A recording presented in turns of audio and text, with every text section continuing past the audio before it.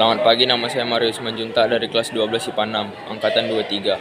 Di sini saya akan menjelaskan tentang teks cerita sejarah. Nah, yang pertama itu ada definisi teks cerita sejarah.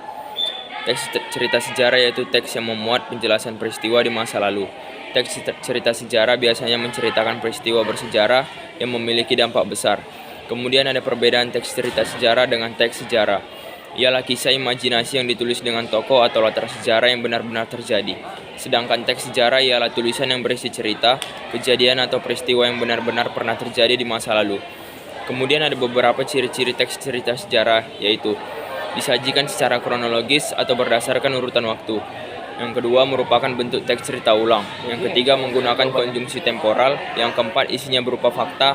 Lalu ada terdapat struktur yaitu orientasi, urutan peristiwa, komplikasi, konflik, dan koda. Dan ada kaidah kebahasaan yaitu 1. Menggunakan kalimat bermasa lampau. 2. Kata ganti orang ketiga. 3. Kata-kata tindakan verba material. Yang keempat kata-kata hubung yang menyatakan urutan waktu atau konjungsi temporal. Sekian dari penjelasan saya, terima kasih.